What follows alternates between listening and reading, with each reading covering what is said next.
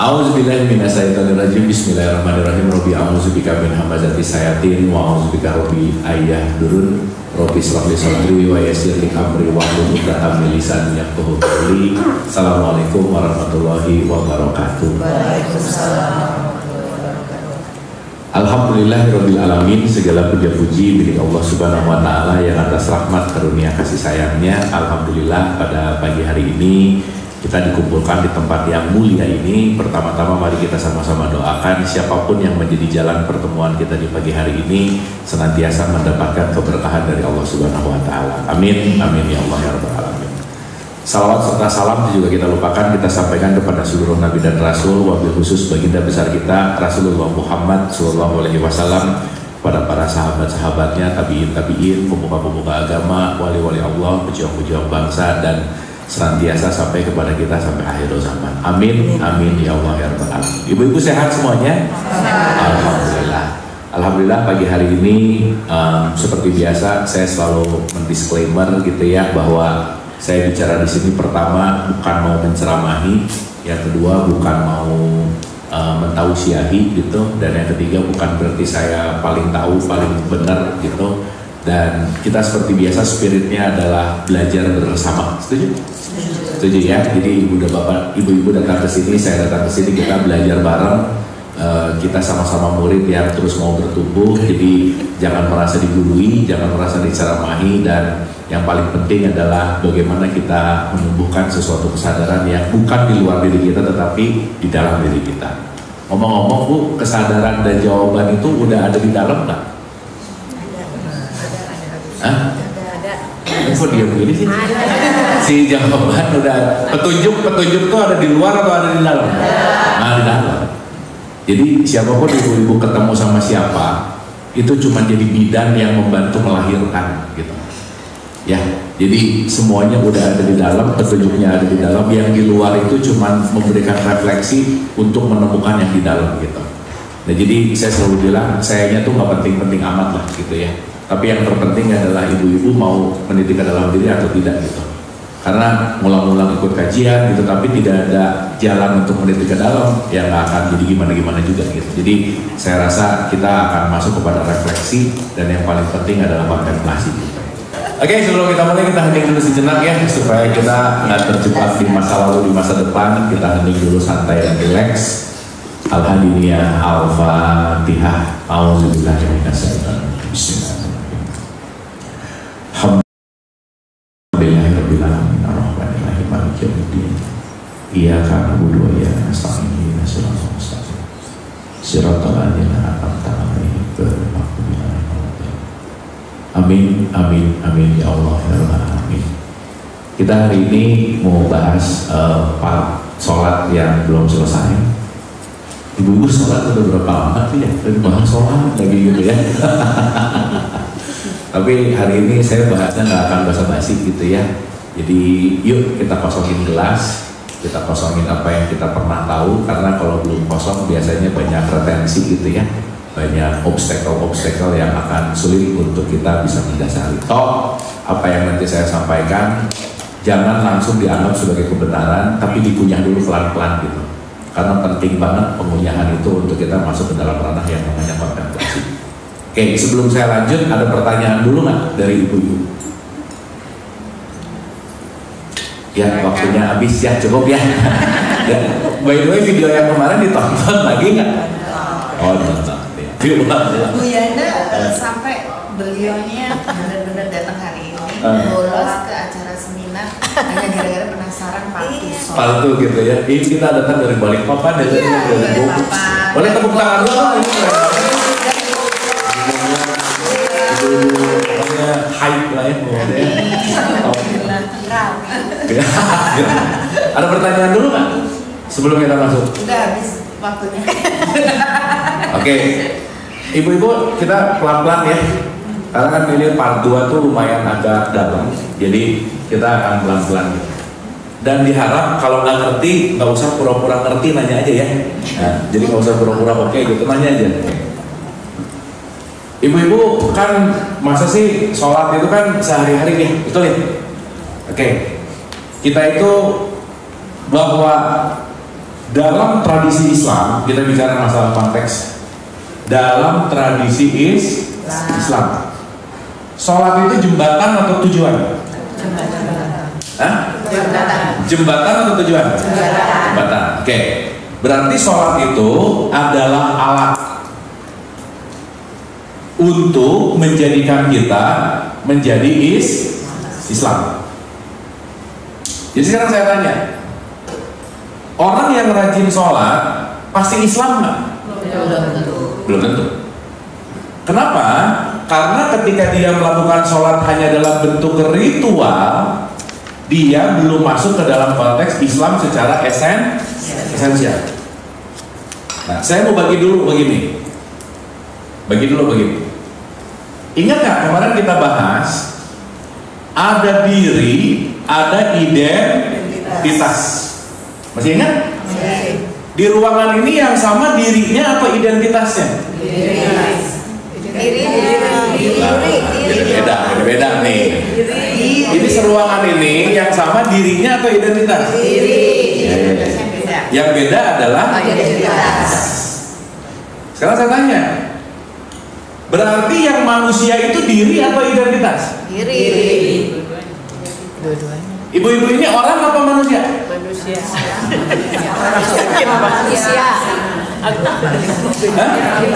Wah, ini kalau orang manusia kalau lulus nggak beres-beres ini. Ibu kalau ketemu orang baru, teman baru di arisan misalnya, nanti ditanya, ibu orang mana atau ibu manusia mana? Yang mana? Orang mana? Nah, berarti kita ini Manusia. Dua-duanya. Jawaban amat. besok di Februari kan mau masuk bulan Ramadan tuh. Yang disuruh puasa orang apa manusia? Manusia.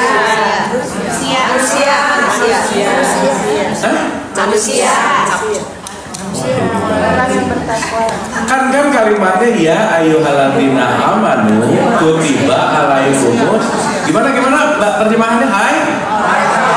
Iya, jadi yang disuruh apa? Nah. Berarti puasa disuruh untuk siapa?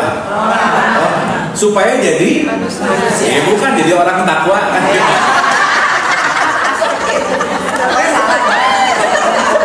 Wah, ini 5 pertanyaan awal nggak ada yang benar ya. Fix ini mah nggak ditonton lagi sih berarti ya. Berarti nggak apa-apa lah ya. Ya udah. Oke. Kan diri itu dalam bahasa Arab disebut manusia. Identitas itu disebut basyar atau orang. Pertanyaan saya, Islam itu diri atau identitas? Diri. Islam itu diri atau identitas? Diri. Gini, dengerin dulu pertanyaan. Coba tingkat asbunya dikurangin dulu dikit ya, biar dengar. Dengerin dulu pertanyaannya. Kalau saya tanya Islam dan saya nanya agama Islam, beda nggak? Beda. Clear? Oke? Berarti Islam itu ada pada diri kita atau ada pada identitas kita? Islam itu bicara di diri. Jadi ibu-ibu Islam kan nih sekarang? Islam. Minimal identitas. Betul? Karena yang bisa saya buktikan dan kita buktikan sekarang keislaman kita adalah ngeluarin KTP. Bahwa KTP-mu Islam belum tentu dirimu Islam. Karena identitas itu biasanya dipaksain sama orang tua sih gitu. So ibu-ibu milih agama sendiri nggak? Enggak. Anaknya disuruh milih nggak? Enggak juga. Betul nggak? Jadi kita diwariskan identitas agama Islam, maka kita rajin sholat gitu kira-kira. Betul nggak? Oke, sekarang saya tanya, Bu, sholat itu wajib nggak? Wajib. Ini ragu-ragu. Wajib. Wajib itu apa? Wudu.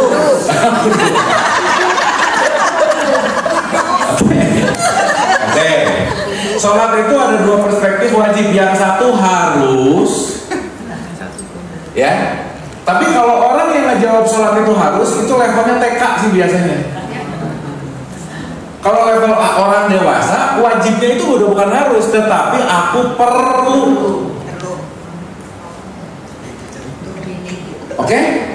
Yuk kita main jujur-jujuran. Selama ini ibu-ibu sholat gara-gara harus atau gara-gara perlu? Perlu.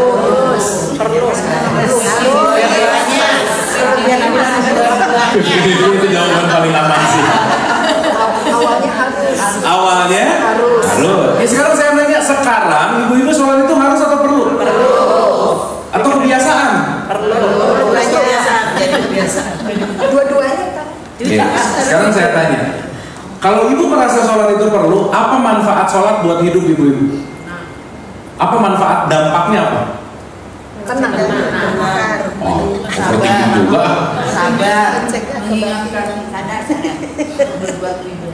Ya, jangan-jangan kita melakukan kebiasaan diulang-ulang karena ini satu kewajiban yang mungkin nggak sadar. Kalau saya nggak ngerjain, saya tuh takut gitu. Bisa begitu? Bisa. Karena kenapa? Salah satu hal yang membawa fearless besar itu ya salah satunya adalah sholat sih. Gini. Sekarang saya tanya, ibu kalau nanti zuhur nggak sholat, ada rasa takut nggak? Iya. Berarti takut dong kalau gitu. Iya. Takut dong? Berarti ada nggak ketakutan-ketakutan yang membuat kita jadi terus memaksa itu? Iya. Bisa, nggak bagus. Tapi kalau ibu-ibu sholat gara-gara takut dosa, gara-gara takut neraka, berarti ibu-ibu sholatnya nggak ikhlas. Tahu ciri-ciri orang yang sholatnya nggak ikhlas? Allah, rakaat 2, rakaat 3, mana pasti nggak ikhlas aja. Rakaatnya aja lupa. Bacaannya apalagi. Berarti dia tidak hadir utuh, sadar penuh waktu sholat. Karena kenapa? Ya udah deh, yang penting keguguran kewajiban beres, yang penting aku aman, yang penting. Apalagi kalau udah ngomongin sosial gitu. Ya udah, yang penting kelihatan sholat, udah gitu kira-kira. Yang akhirnya tidak datang dari yang namanya kesadaran. So, sekarang saya tanya, kita fair-fairan, ada nggak orang yang rajin sholat tapi korupsi? Ada nggak? Jangan banyak, ada aja. So, kenapa orang rajin sholat tapi tetap korupsi? Kenapa? Sementara di negara yang nggak banyak orang sholat, tingkat korupsinya rendah loh. Iya, nggak sadar Pak. Betul nggak? Berarti sholat memperbaiki sistem. Lah, orang yang nggak pernah sholat di negara yang nggak pernah sholat, tapi tingkat korupsinya rendah. Hukumnya sadis. Betul nggak? Berarti jangan-jangan bukan masalah sholatnya, jangan-jangan kitanya nggak ngerti gimana cara menggunakan sholat. Karena sorry to say bu, ini based on apa yang saya research dari 14 tahun gitu ya. Hampir 95% orang ngerjain semua tuh gara-gara kalau nggak dogma, doktrin, selesai. Dan mudah-mudahan ibu-ibu ini tidak mewariskan hal yang sama ke anak-anaknya gitu. Karena nanti problem anak-anaknya nggak beda jauh, gini-gini juga gitu. 30 tahun, 40 tahun sholat tapi nggak ngerti isinya apa gitu. Karena hari itu orang tua lebih banyak nanya udah sholat atau belum, tapi dikit banget nanya, kamu di sholat bagian iftitah mana yang kamu nggak paham, nggak peduli. Mau anaknya ngerti kayak mau nggak, yang penting gini-gini selesai. Dan itu jangan-jangan datang dari egoistis orang ibu atau bapaknya gitu. Karena udah ada dari figur otoritas tentang dongeng, tentang informasi, kalau anaknya nggak sholat nanti ketika ibunya mau masuk surga ditarik dan dia masuk neraka. Pernah dengar gitu nggak? Jadi takut kan? Jadi sebenarnya nyuruh anaknya sholat itu untuk keselamatan dirinya, jangan-jangan, betul nggak? Kamu sholat atau kenapa? Kalau nggak, nanti mama masuk neraka gitu. Itu mah jadi dagang namanya ya, bukan cinta gitu. Betul nggak? Oke? Iya mas gini ibu-ibu, oke ini. Dapat ya? Dapat ya? Berarti pada dasarnya sholat ini kan sebetulnya bukan keharusan lagi dong. Ya TK, SD, SMP oke lah. Nah oke. Tetapi bagaimana menelaah mekanisme sholat itu apa sih yang saya perlukan? So kalau tadi ibu-ibu nanya saya perlu sholat, ibu memerlukan sholat perlu apanya?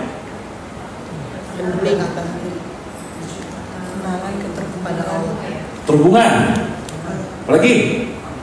Keheningan. Berarti perlu space nggak? Yes. Beda antara orang begitu Allahu Akbar, ya, nah udah terus ya udah zuhur. Berarti ada ketertekanan ketika dia harus mengerjakan zuhur sholat gitu. Sampai sini oke dulu. Sip? Clear ya? Paham ibu-ibu? Oke. Berarti sholat jembatan bukan? Menuju apa? Islam. Berarti kalau sekarang saya sholat tapi nggak Islam, at least derajat Islamnya nggak naik, berarti itu ya nggak beda jauh sih. Ini orang sholat apa senam gitu.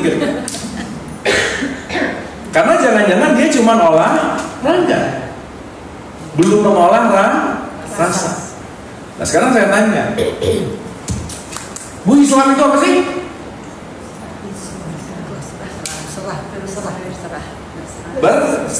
Berserah. Gimana maksudnya? Berserah diri. Berserah diri. Berserah diri kemana? Kuasa cipta. Ke Allah. Oke. Sekarang saya tanya, orang yang menyerahkan dirinya kepada Allah disebut dia sedang melakukan ibadah namanya. Maka dia mengabdi. Oke? Pertanyaan saya, apa bukti ibu-ibu berserah diri kepada Allah? Buktinya apa? Ikhlas. Bukti nyata kalau aku lagi ibadah, atau gini deh, ibu-ibu kalau dengar kata ibadah ting yang kepikiran apa? Sholat. Padahal sholat itu adalah alat untuk beribadah. Kan tujuan akhirnya kita ini menjadi abdi kan, betul nggak? Menjadi hamba kan? Sekarang saya tanya, maaf. Orang yang sholatnya rajin pasti menghambakan diri sama Allah nggak? Belum tentu dia bisa jadi menghambakan diri pada ketakutannya, menghambakan diri kepada nilai sosial. Itu sholatnya kenapa? Biar dianggap soleh gitu misalnya. Bisa begitu nggak? Bisa. Apalagi sholatnya, alih-alih dia berdoa, ngatur Tuhan lagi. Ya Allah, sebaiknya ya. Allah dikasih advice ya Pak. Ini doa apa ngatur sih gitu? Betul nggak ini? Sip. Berarti inti kita sholat untuk melatih kita supaya kita menjadi hamba. Sekarang saya tanya, bukti ibu-ibu menjadi hamba itu gimana? Buktinya apa? Takwa.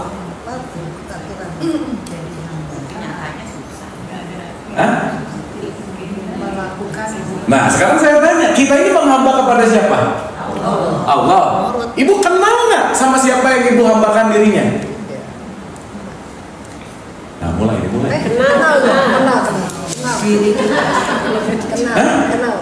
Saya kalau kerja di perusahaan, ya, saya menghambakan diri kepada perusahaan. Saya minimal diinterview dulu sama yang punyanya nih. Berarti saya jelas menghambakan diri kepada perusahaan siapa yang punyanya. Oke nggak?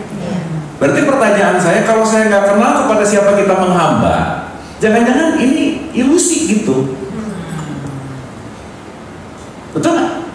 Berarti pertanyaan saya, gimana kita mau sholat kalau nggak kenal kita tuh menghamba sama siapa gitu? Makanya ibu-ibu maaf ya, sholat itu ranking tipikalnya nomor 2. Betul nggak? Nomor satunya apa? Di rukun Islam nomor 1 apa? Syahadat dulu, itu nomor 1. Syahadat itu kamu sudah bersaksi kepada siapa kamu menghamba, baru kamu dirikanlah sholat gitu. Contoh. Bu, sholat itu artinya apa sih? Tadi Islam berserah diri, sholat berserah diri, gimana sih? Ayo Bu, ini kita bulan depan UTS nih, gimana nih? Kan di surat 20 ayat 14 itu ada kata-kata innani anallah, aku ini adalah Allah, dirikanlah sholat untuk mengingat aku. Untuk apa? Mengingat.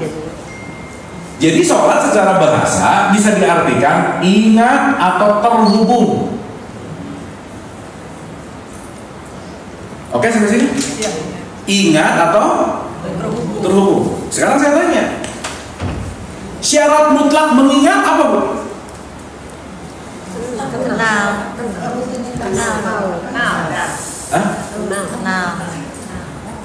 Ibu bisa tiba-tiba ingat nggak sebelum ada si faktor yang pertama ini?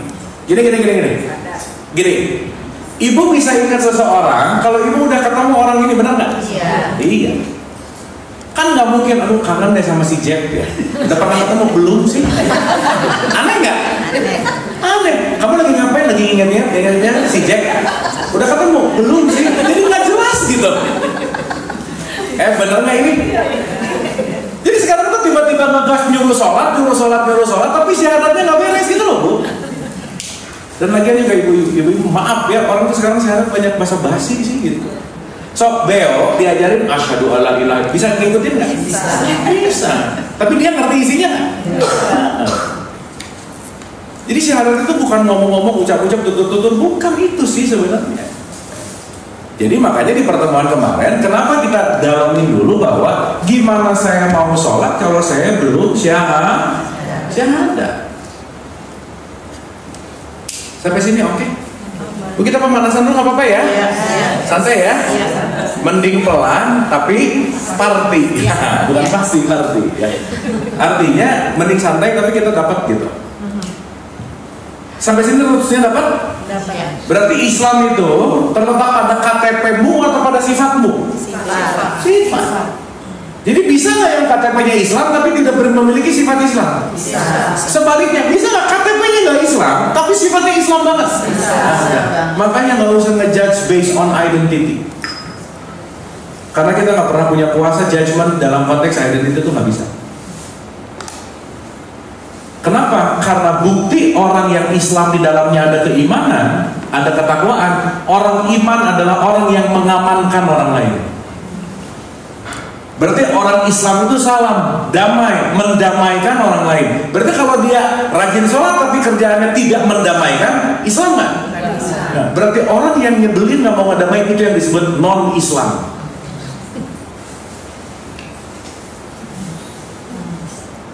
Oke? Jadi non-Islam itu bukan urusan identitas, bukan. Kerjaannya nggak rusak, kerjaannya nyebelin, kerjaannya dan seterusnya. Kaitannya sama apa? Ketika dia kehadirannya tidak memiliki sifat yang namanya kedamaian. Sampai sini oke? Sip? Dapat? Dapat? Oke. Berarti sholat ini alat untuk aku menuju kepada kedamaian. Makanya ending sholat apa, Bu? Assalamualaikum. Assalamualaikum. Karena assalamualaikum itu bukan password masuk rumah, bukan. Assalamualaikum, beda. Bener nggak?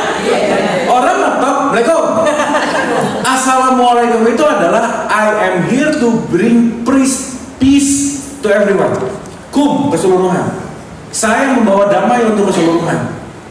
So ibu-ibu ngomong assalamualaikum banyak sadarnya atau banyak kurang sadar? Refleks. Betul nggak? Kan lucu masuk ke rumah, assalamualaikum, begitu duduk, tahu nggak? Dia jadi nggak ngasih. Dia awalnya assalamualaikum, perilakunya ngegosip. Nanti dengar azan, zuhur dulu. Habis zuhur, ngegosip. Jadi zuhur itu adalah tempat istirahat ngegosip gitu misalnya. Bisa begitu nggak? Ya udah, yang penting nggak apa-apa juga. Mau ngerti mau nggak, yang penting ibu-ibu waktu sholat nggak ngegosip, udah itu juga udah. Kan Allah buat nggak mau. Minimal ada 5 menit nggak cerewet, nggak ngegosip, nggak ribut, gitu. Itu udah bagus sih. Gitu. Jeda. Oke ya, dapat ya. Nah, supaya nanti nggak mikir sholat itu cuma yang gerakan itu gitu. Sok saya mau nanya, ibu sih yakin apa sih sholatnya Nabi Muhammad persis sama sholatnya kita? Kan didongengin. Tuh kan? Sekarang gini ribut, kunut nggak kunut berantem. Pas gini, mas mengingatkan itu kurang 2 derajat turun. 2 derajat jadi berantem coba. Belok dikit dan sebagainya. Akhirnya apa? Kita ribut sama sesuatu hal yang nggak terlalu penting, tapi esensi keterhubungannya jadi hilang gitu kira-kira.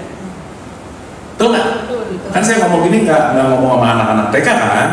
Ya kalau sama anak TK kan saya nggak mungkin ngomong gini gitu. Tapi kan udah nggak TK lagi lah. Masa sih ributnya di urusan itu mulu gitu. Oke? Sip? Ibu tahu kan kalau anak TK tuh lagi lucu-lucunya berantem mulu kerjaannya gitu. Ya tapi nggak apa-apa juga ya. Karena maaf ya, menua itu pasti mendewasa itu pilihan. Betul nggak? Maka tidak selalu menua, semakin mendewasa itu belum tentu gitu. Oke. Sampai sini oke? Clear? Clear? Berarti kalau saya sekarang mau menghambakan diri kepada siapapun harus kenal dulu nggak? Nah ibu kenal sama Allah nggak? Kenal.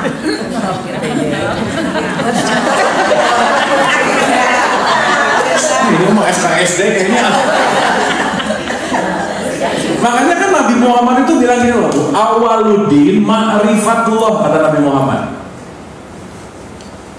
Awal kamu mendapatkan jalan yang langsung, kamu kenal dulu. Karena Tuhan itu ada dua loh, Tuhan yang menciptakan kita atau Tuhan yang kita ciptakan.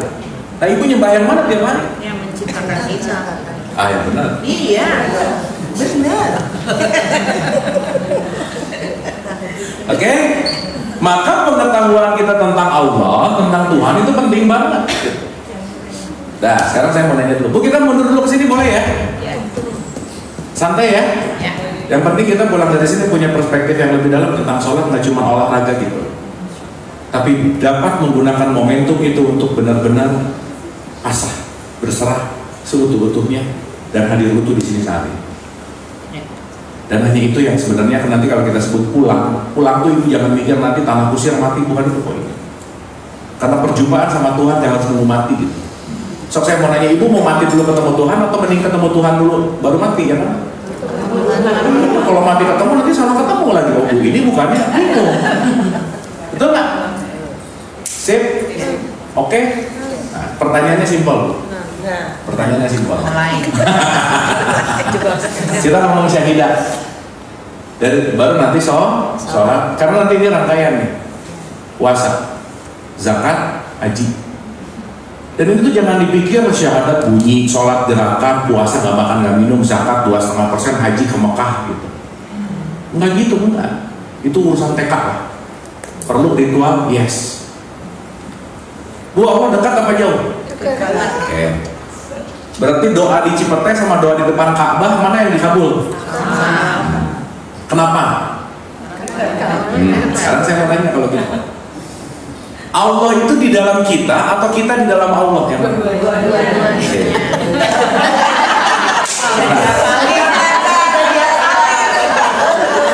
berarti pertanyaannya, kalau dua-duanya, mungkin nggak kita terpisah dari dia? Mungkin. Berarti ada tempat yang jauh buat Allah nggak? Kenapa?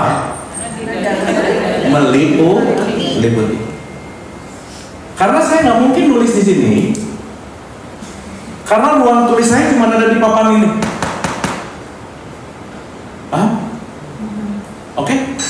Berarti segala sesuatu bentuk apapun gak mungkin penciptaan keberadaan kalau nggak ada layarnya, gak ada papannya. Sampai sini oke? Berarti yang menjadi layar, menjadi papan, menjadi dasar, menjadi semua apapun konteksnya itu Allah. Karena nggak mungkin terpisah dari tulisan sama papan, itu nggak mungkin terpisah. Ada tulisan. Betul nggak? Sampai sini oke? Oke? Jadi dia di dalam kita atau kita di dalam dia? Oke. Kenal nggak? Kenal. Agak kenal. Nanti jawaban aman ya. Tapi lupa. Oke, sekarang saya tanya, maaf nih, kalau masih mikir Allah ada di langit ketujuh, kita serahkan segala sesuatu kepada yang di atas. Yang mana yang di atas? Betul kan? Akhirnya menganggap Allah itu entah ada di mana, Allah ada di mana, kita ada di mana, seakan-akan menuju kemana, gimana? Betul kan? Oke, sekarang saya tanya, kalau nggak mungkin kita di luar Allah, kan ingat ya waktu kemarin kita bahas, Cipete ada di Jakarta, Jakarta ada di Jawa, Jawa ada di Indonesia, Indonesia ada di Asia Tenggara, Asia Tenggara ada di Asia, Asia ada di bumi, bumi ada di galaksi, di Masakti, ada di web cluster, dan semuanya ada di alam semesta, betul? Iya. Alam semesta ada di mana?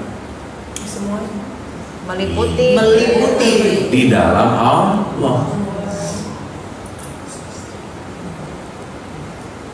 Berarti bisa nggak ngelepasin batas Allah? Nggak, karena dia maha besar. Allahu Akbar itu besar gitu. Berarti mungkin nggak ada activity di luar Allah? Mungkin nggak? Nggak mungkin. Kalau kita pinjam perspektif ini. Sampai sini oke?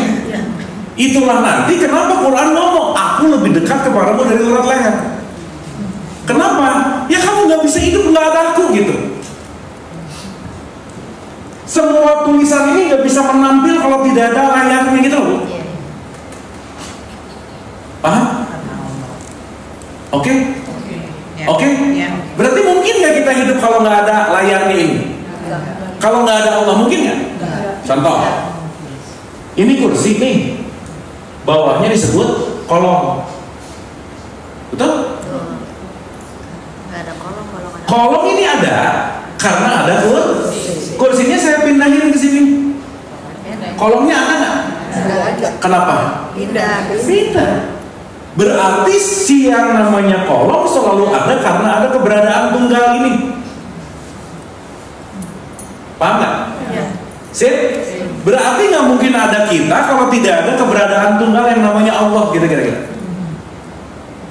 Sip ya? Jadi maksud saya udah jadi manusia nggak usah sombong-sombong amat, nggak usah belang-belang. Kita tuh semua kolomnya Tuhan, gitu.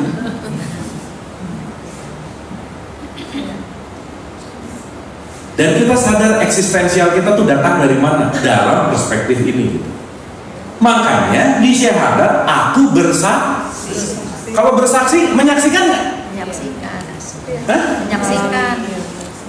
Kalau bersaksi menyaksikan nggak? Menyaksikan. Iya, masa aku bersaksi ketemu nggak? Nggak sih, masuk gitu. Betul nggak? Tidak ada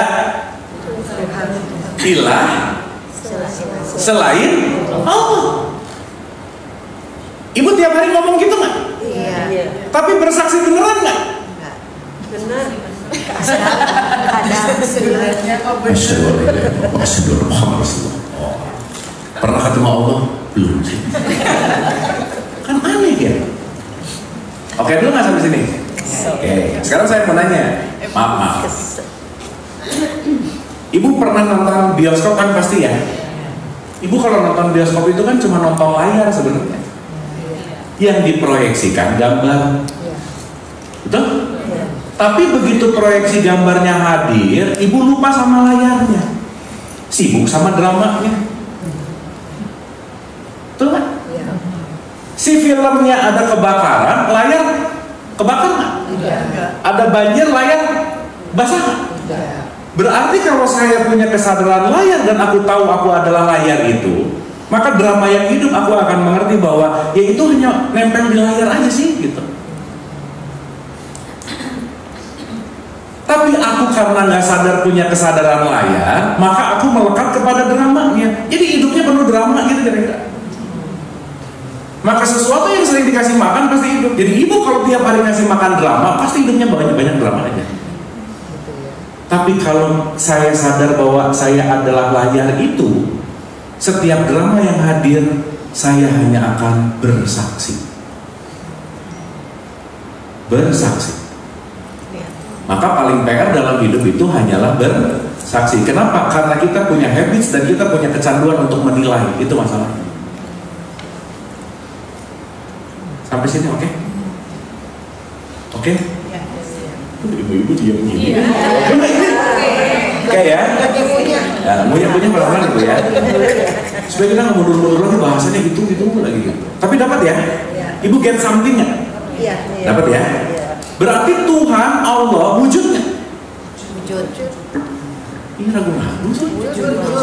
Wujud dong. Makanya sifatnya Allah nomor satu adalah ki dan bapa dan seterusnya.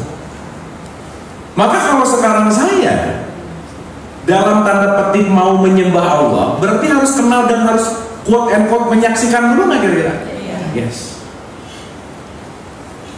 Kalau gitu sekarang saya tanya, Allah itu apa? Kesadaran. Ih, dia begini. Kesadaran. Betul nggak? Karena once ketika kita tidak masuk ke dalam konteks mengenal dia dalam wilayah pengetahuan dan kesadaran, kita tuh jadi halu gitu loh. Contoh. Ibu-ibu hidup ada ujiannya? Ada pasti. Yang ngasih ujian siapa? Masa nih ngomong Allah pasti anak TK aja. Ini nyalain Allah loh. Itu Allah ya gitu. Sehingga lupa hukum konsekuensi ketika apa yang kita lakukan nggak ada urusan sama Allah sih gitu. Yang ada adalah setiap apa yang datang kepada dirimu pasti semua adalah perbuatan tanganmu. Yang ngerjain kita begitu datang kejelekan, Allah kenapa engkau ngasih ujian? Kan aneh bu. Contoh, makan cabai kepedesan, ya Allah, aku kepedesan, aku diuji sama engkau, aneh lagi. Kamu yang makan pedas, kamu yang kepedesan, gitu. Sampai sini lagi Bu? Sip ya? Jadi Allah itu consciousness ya. Gimana Bu? Jadi Allah itu consciousness kita. 5 minutes Bu, nanti kita kasih. Oke, saya mau bertanya relatednya dengan keberadaan Allah dan berwujud. Bagaimana dengan ada suatu keluarga yang mempunyai anak yang katakanlah LGBT, tapi keluarga itu baik dan dia bertanya pada dirinya, aku ini begini karena siapa ya? Ada waktu itu pertanyaan teman saya. Nah itu bagaimana yang menjawabnya? Secara keluarga baik dan dia educated, dan tapi tiba-tiba datanglah itu musibah dan dia merasa bahwa saya tidak ada contoh dalam keluarga maupun, tapi diberi seperti itu. Ya. Oke. Terima kasih. Oke, pertanyaan ini akan sangat mudah kalau nanti kita sudah belajar bersaksi. Karena kalau udah bersaksi kita nggak akan judgment. Karena bisa jadi itu terjadi dari genetik yang bawaannya bisa 5%, tapi memang 95% ada faktor lingkungan, yes. Tapi saya mau jawab dulu singkat bahwa mau LGBT, mau enggak, mau apa, semuanya dia dalam wilayah yang namanya manusia, end of period. Gitu. Makanya Quran itu mengatakan intinya adalah ketakwaan. Nah ini kalau kita bahasnya sepotong nanti kalau gitu ini pro, ini kontra, kita nggak ngomongin di situ deh. Karena kita tahu bahwa salah satu hal itu adalah variasi kehidupan gitu. So not judge, not at all. Gak bisa ngejudge. Gak bisa ngejudge. Gitu. Ya nanti kapan-kapan kita bahas itu. Udah syahadatnya belum ngerti LGBT pusing, nanti kita bahas ini dulu ya. Nanti kita, habis once kita ngerti ini, kita akan memaknainya pasti berbeda. Gitu ya Bu ya. Tapi at least kalau kita melihat bahwa apapun penamaan itu adalah sebuah identity, kita akan tahu bahwa semua concern siapapun yang namanya manusia, isinya adalah percikan yang datang dari sumber yang sama gitu. Meskipun memang kalau yang agak susah kebuka pikirannya agak susah sih nerima ini. Tetapi memang kita nanti akan mengerti bahwa itu semua adalah concern dari bagaimana kita memiliki kesadaran. Ya jadi singkat jawaban saya adalah mau LGBT kayak mau apa dan lain, still human. Gitu. Dia adalah manusia. Silakan. Terima kasih. Mau bertanya sedikit mengenai yang tadi sempat dibahas soal ujian. Ujian bukan dari ujian dari Allah versus aksi dan konsekuensi. Beberapa orang mungkin termasuk saya sendiri kadang menemukan ketenangan ketika melewati ujian dengan memikirkan bahwa memang ini sudah jalan yang ditakdirkan dan bahwa nantinya akan berakhir baik karena tidak ada sesuatu yang di luar rencana Allah seperti itu. Jadi saya ingin memperjelas bagian tersebut. Apakah memang 100% aksi konsekuensi atau misalnya korban bencana alam atau hal-hal seperti itu yang memang bukan merupakan konsekuensi dari aksi dia. Mungkin aksi kolektif karena merusak alam terus kemudian terjadi bencana alam, tapi korbannya kadang-kadang orang yang tidak berkaitan dengan aksi tersebut gitu. Itu aja. Terima kasih. Oke, aku balik dulu bertanya. Kita menyebutkan ujian itu terkadang sesuatu yang kita nggak suka, betul? Biasanya. Biasa. Berarti benar atau salah, suka atau nggak suka relatif nggak kira-kira? Relatif. Karena dalam semesta itu semuanya netral sebenarnya. Gitu. Gak ada yang nggak netral. Yang membuat tidak netral adalah perspektif kita. Gitu. Bahwa itu negatif. Bahwa itu negatif atau positif. Contoh, ibu-ibu pengen sehat atau pengen sakit? Sehat. Pengen? Sehat. Kepengenan ibu pengen sehat, begitu ibu sakit ibu pasti kecewa. Karena pengennya sehat. Tuh. Padahal sehat dan sakit dua-duanya realitasnya kira-kira. Yes. Maka orang yang Islam adalah mau sehat dia terima, mau sakit dia terima. Itu baru Islam. Kalau sehat dia bersyukur, kalau sakit dia mengeluh, nggak Islam namanya. Gitu. Sip ya. Sehingga tidak akan ada yang terjadi pada diri kita kalau tidak terjadi yang namanya konsekuensi, itu nggak bisa. Berarti tergantung aku memaknainya. Contoh, Bu, pernah nggak ibu sakit hati gara-gara omongan jelek orang lain? Pernah nggak? Nah, berarti yang mabuk ibu gitu. Nah, dia yang ngomong kok kita yang sakit hati sih? Reaksi dan aksi. Betul nggak? Saya bisa sakit hati gara-gara omongan orang lain, padahal yang ngomong dia, yang menilai dia, dan itu bukan kita. Kenapa saya sakit hati? Iya, yang diomongin kita. Berarti ibu sakit hati gara-gara dia, atau sakit hati gara-gara mabuk? Mabuk, menyangka itu adalah aku. Sekarang saya tanya, sakit hatinya gara-gara dia, atau aku memaknai kalau itu nyebelin? Yang mana? Memaknai. Jadi yang bermasalah dianya atau maknanya? Jadi mending ngerubah dia, mending ngerubah makna. Nah, itu yang paling gampang. Dia tuh nyebelinnya karena gini. Coba udah nggak usah pakai karena kategori, udah lepasin aja udah. Oh iya. Dan jangan lupa tiap kita yang namanya identity programnya nggak ada yang sama. Betul nggak? Seanak kembar bu nggak bisa sama juga programnya. Jadi kalau ibu ketemu orang nyebelin, udah oh emang programnya gitu, beres. Lah benar nggak? Ya kamu jelek deh, emang udah beres. Kenapa sih? Bener nggak? Bu maaf ya, sekarang ada orang pesek dipanggil pesek marah loh. Pesek anak aja, emang pesek mau gimana? Betul nggak? Berarti orang ini marah gara-gara peseknya, atau gara-gara dia menganggap pesek itu jelek? Berarti yang bermasalah bukan orang peseknya, bukan? Dia memaknai bahwa itu jelek. Dia memaknai kalau pesek itu nggak keren. Dipanggil pesek sakit hati, kenapa? Gua nggak keren dong. Betul nggak? Ya. Jadi problemnya ada di mana? Saya. Iya udah. Kata televisi juga, the problem is me. Iya betul. Bener banget. Oke? Ya. Dapat ya? Ibu, oke nggak ini? Ibu hari ini lemas-lemas banget. Kenapa ya? Oh mau full moon kali ya? Jadi full moon itu datang bulan ya?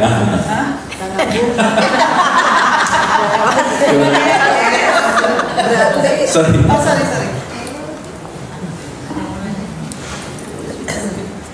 Mau tanya ini Kang Ambu, berarti tadi pernyataan Kang Ambu bahwa ujian itu datangnya bukan dari Allah. Berarti dari diri kita sendiri. Berarti apa yang terjadi dalam diri kita, keluarga kita atau lingkungan kita itu ya semua akibat dari diri kita semua gitu. Iya. Jadi Pasti Bu. gitu ya. Pasti. So, ya kalau nggak percaya, ya ini kan harus ada dalil dikit ya. Kita pakai dalil biar kayak pengajian lah ya. So, kita surat 42 ayat 30 silakan. Surat apa? Surat 42 ayat 30. Alhamdulillah. Nah, pakainya Bu. 30 ya. Ya. Dan musibah apapun yang menimpa kamu adalah karena perbuatan tanganmu sendiri. Oke, tahan dulu. Di Quran mau ngasih tahu musibah itu apa sih Bu? Yang nggak enak. Musibah itu artinya event. Bahasa Inggris. Kejadian. Kejadian itu buruk nggak? Belum tentu yang bikin buruknya bukan kita ibu-ibu aja, saya nggak ikutan ya. Contoh, sakit musibah bukan? Itu tergantung loh. Ketika orang datang sakit, bisa nggak dia jadi diam? Gara-gara dia diam, dia kontemplasi dapat pencerahan. Gara-gara sakitnya dia dapat enlightenment. Berarti sakit musibah bukan? Enggak. Lu bau ikan asin lagi ya? Nah ini ujian Bu, ini ujian ya. Memang dapur kesini ikan asin tuh langsung pikiran langsung chaos ya.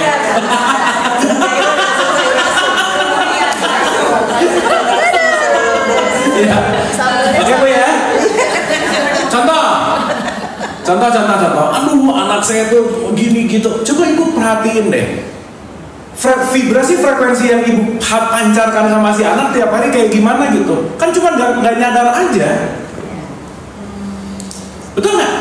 Karena kita saling mengattract dalam wilayah vibrasi dan frekuensi gitu. Mau nggak mau, suka nggak suka. Karena nggak mungkin yang datang ke kita kalau kita nggak nanam tuh nggak mungkin.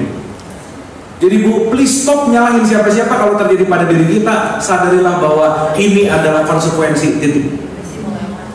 Karena hukum hidup, hukum semesta nggak bisa lepas dari yang namanya konsekuensi. Seperti karma gitu ya. Karma itu artinya action. Makanya ada hukum karma. Tapi yang agak susah di Islam nggak ada hukum karma. Iya, kalau itu di India gitu ya. Di Quran ya nggak ada lah. Di kita disebutnya namanya takdir. Kalau tabur tua Sama hukum. sama. Kan apa yang saya tanam, Apa yang tua? apa yang saya tuai. Ya. Sampai sini oke? Iya. Dapat? Iya. Udah Bu, pokoknya urusan sholat itu kita akan bahas panjang. Nggak perlu pengen tahu langsung ngerti semuanya, tapi part by partnya ada something yang sparkling dari dalam. Setuju nggak? Iya. Sip, mantap. Ya, pelan-pelan. Bismillah. Saya lanjut ya.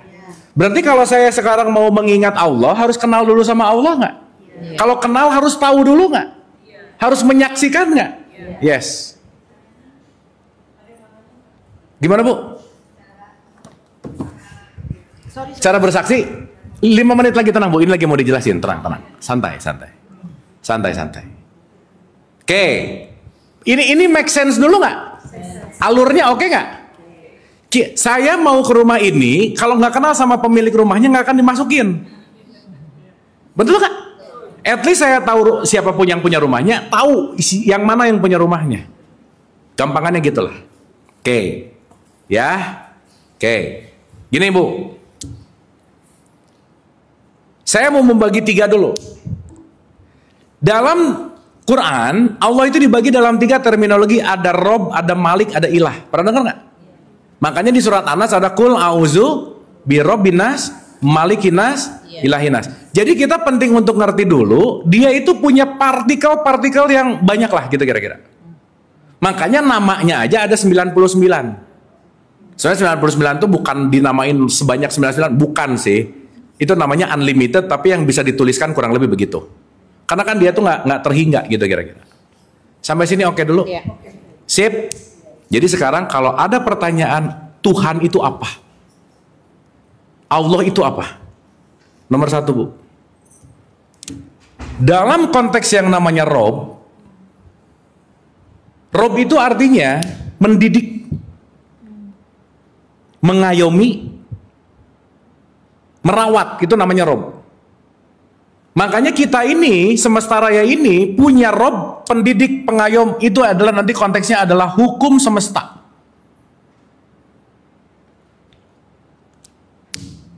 Maka kita datang ke sini lagi di Rob sebetulnya, lagi dirawat, lagi ditumbuhkan. Makanya hidup itu adalah belajar, gitu kira-kira. Makanya sekolah disebut tarbiyah. Artinya apa? Setiap jam adalah jam pelajaran, setiap tempat adalah tempat belajar, dan siapapun yang datang ke kita pasti mau ngasih pelajaran. Jadi please, jangan sibuk sama orangnya, tapi penting, ini pelajaran apa ya? Itu yang paling penting. Karena masing-masing kita ini tukang pos, Bu. Yang kita akan dititipkan pesan untuk diberikan kepada penyampai dan yang disampaikan. Sekarang saya tanya, kalau tukang atau sopir Gojek nganterin GoFood, ibu ngeliat ini, sih kayaknya mas-masnya kurang ganteng, nggak mau ngambil lah, gitu nggak kira-kira? Enggak, karena yang penting adalah message-nya, betul nggak? Iya, bukan siapanya.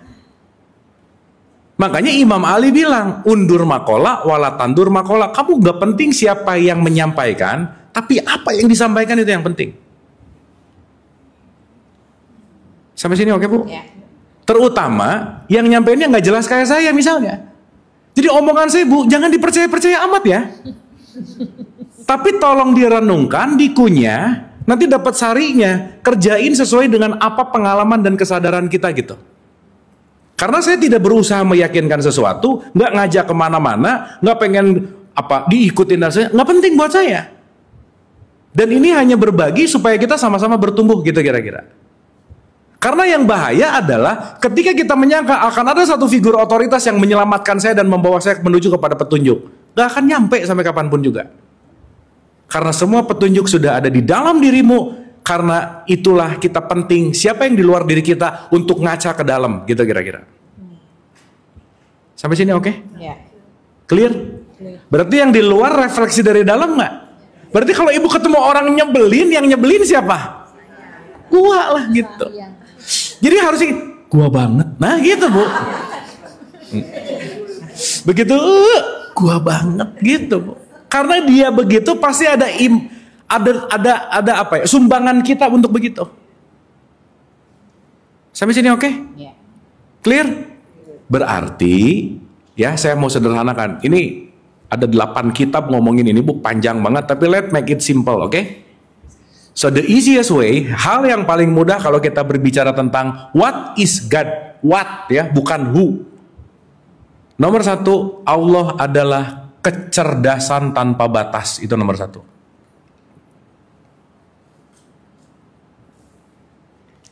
Ibu kalau ngelihat bunga, cerdas nggak dia? Coba ibu perhatiin, yang satu kenapa keluarnya ungu, yang satu kenapa keluarnya kuning, tanahnya sama. Betul nggak? Berarti dia punya intelijen nggak? Yes. Ibu sadar nggak, setiap ibu 1 detik nih, setiap 100 juta sel kita tuh mati, Bu. Recycle. On and off. Semua dari ujung rambut ke ujung kaki, semuanya adalah the ultimate intelligence. Kecerdasan yang makanya ini wadah ini adalah the most sophisticated technology in universe. Ini keren banget. Cuman kita semua nggak tahu cara makainya gitu kira-kira. Sampai sini oke? Ya. Clear? Berarti ibu bisa menyaksikan semua kecerdasan dalam apapun nggak? Bisa dong. Di semua apapun konsep concern semesta selalu ada kecerdasan. Jadi what is God? God is the ultimate intelligence. Kecerdasan tanpa batas. Sampai sini oke? Ya. Sampai sini oke? Berarti pertanyaannya, ketika si kecerdasan ini bergerak, jadilah energi. Makanya di surat 24 ayat 35 ada statement Allahu nur, I am the light.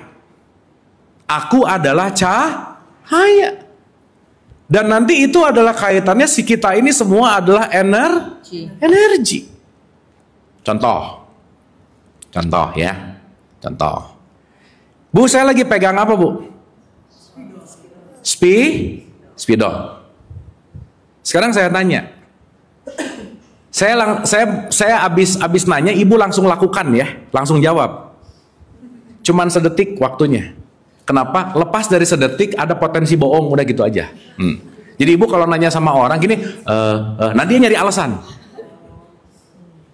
Ya, jujur itu nggak perlu alasan. Jadi begitu saya nanya, ibu langsung jawab dan langsung kerjain. Siap? Ibu lihat apa? Spidol. Tunjuk ada di mana spidolnya. Nah, ini kalau mabuk kan gini nih. Di pikiran kita. Nah, ya pelan-pelan. Ya, betul. Makanya asli banget ya. Jadi ketahuan mabuk gitu loh, Bu. Nah, gini. Coba Bu, maaf ya. Daripada sibuk ngomongin orang, mending mikirin gimana kok saya bisa ngelihat ya gitu. Gimana proses sesuatu bisa aku lihat. How the process. Contoh. Bu, saya balik lagi ya. Orang lain bisa nyakitin hati kita nggak? Enggak. Nah, mulai ini. Nah, dia netral. Tergantung naik. Nanti kita akan ngerti sebentar lagi. Faktor yang paling esensial ibu bisa ngelihat spidol ini apa?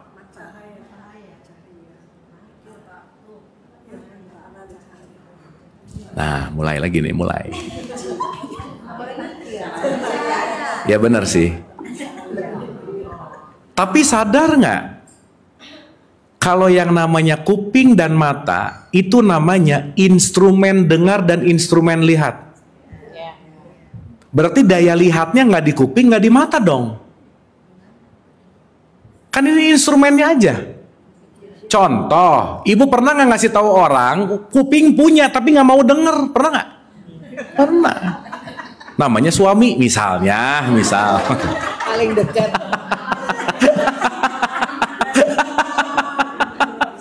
misal.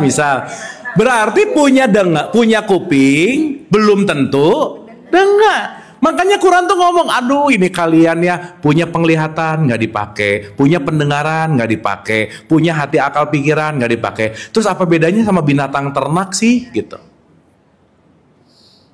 Tapi anyway kita binatang loh bu. Kalau di biologi kan kita sebagai dari kingdom animalia, betul nggak? Emang jamur kan bukan?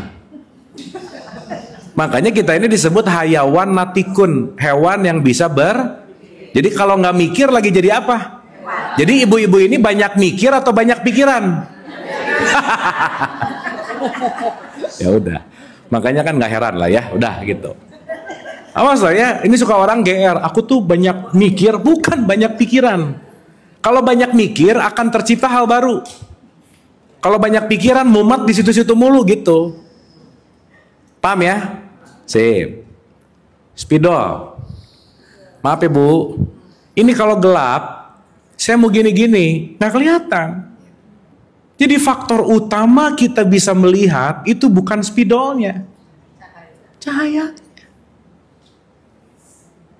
Betul nggak? Sekarang saya tanya, spidol ini ibu lihat, spidol masuk ke mata nggak? Kan nggak gini. Tapi ibu lihat, betul nggak? Sip, oke? Ulangi.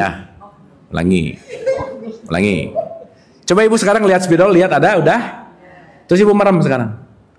Mental image-nya bisa ada di dalam nggak? Yang realitas yang di tangan saya atau yang di pikiran ibu-ibu? Ini udah, itulah kenapa sholat Allah rokaat 2, rokaat 3, rokaat 2, rokaat 3. Nah gini-gininya nggak ngerti masalahnya. Ulang. By the way bu, maaf. Kalau ngomongin realitas, ini beneran spidol bukan? Bukan. Ini kita sepakat menamakan spidol. Betul nggak? Contoh, bu kita bikin kesepakatan baru boleh nggak? Kita sebut ini pisang, boleh? Jadi ini apa bu? Mantap. Happy karena kecuali ada orang datang nggak tahu kesepakatan ini apa pisang, yang datang langsung ini semua. Betul nggak? Jadi jangan-jangan selama ini kita menyesatkan orang, mengkafirkan orang, bukan dia yang sesat atau kafir, kita nggak tahu kesepakatan dia. Betul nggak? Kamu tuh salah, tar dulu. Coba ajak ngobrol dulu, jangan-jangan aku nggak ngerti. Contoh bu, ibu suka marah nggak? Atau sering? Apa yang menyebabkan ibu marah?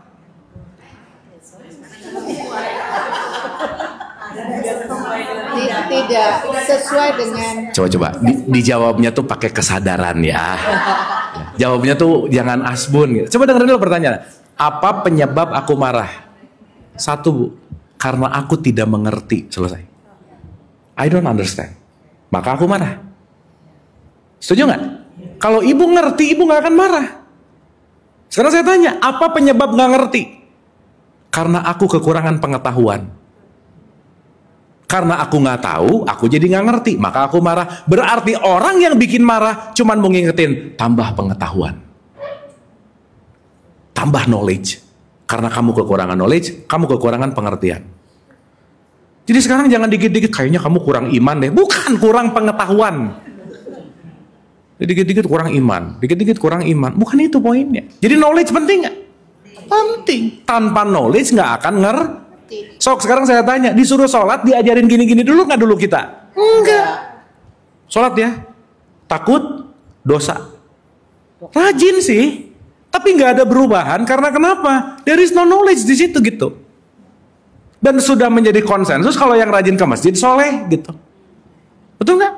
Padahal mau nyuri sendal bisa nggak bu? Bisa, kita nggak tahu. Betul nggak? Sip ya? Kang, ya. Tadi kan dibilang bahwa kalau memang kenapa kita marah? Karena kita tidak mengerti. Kenapa tidak mengerti? Karena kita kurang pengetahuan. Bagaimana dengan kita menyikapi kalau ada masalah yang tidak seperti itu? Contohnya, suami kita selingkuh.